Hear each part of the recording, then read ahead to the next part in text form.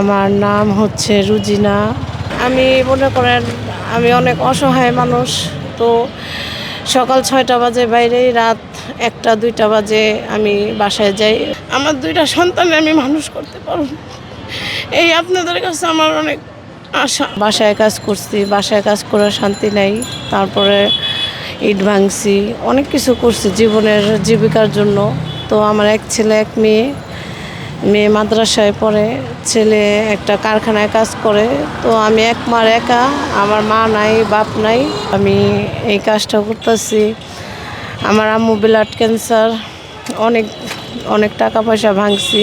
তো আমি অনেক কষ্ট দুঃখে মানুষ হয়েছি। আমার আম্মুরে নিয়ে আমি ভ্যান গাড়িও চালাইছি। আমি ভ্যান গাড়ি চালাই আমার মায়েরে দীর্ঘ অনেক, মানে আমার মার পাও ফালাই দিছিল। অনেক দিন ধরে আমি 1 বছর ভ্যান গাড়ি চালাইছি।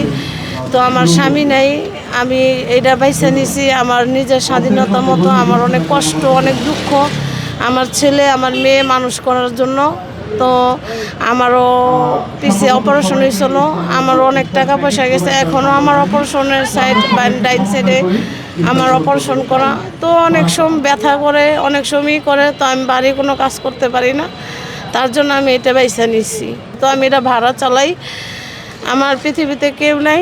আমার মা ছিল, মা মারা গেছে। আমি ৫-৬ লাখ টাকা ভাঙছি, ভ্যান গাড়ি চালাই, পায়ের ভ্যান গাড়ি চালাই।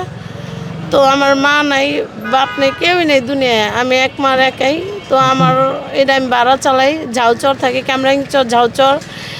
এটা গাড়ি চালাই আমি 500 টাকা ভাড়া দেই, 500 টাকা রোজ দেই। কোনো সময় 400 থাকে, 500 থাকে, ওটাতে আমি আমার সংসার চালাই। তো ব্যক্তিত্ব জীবনে একটা কাজ করছি আমার, মানে মানুষে করাইছে। মানুষে বলতে কি, আমার এলাকার মানুষ যে বলছে অসহায়, তুই একজনের কাছে একটা বিবাহ বস, কি কর। তো ওইখানেও আমার শান্তি নাই দেখেই আমি এইখানে এই পথ বাইছা নিছি। মানুষের অনেক আর্থিক অবস্থা আছে, আমার কোনো আর্থিক অবস্থা নাই। তো আমি এটা ভাড়া চালাই।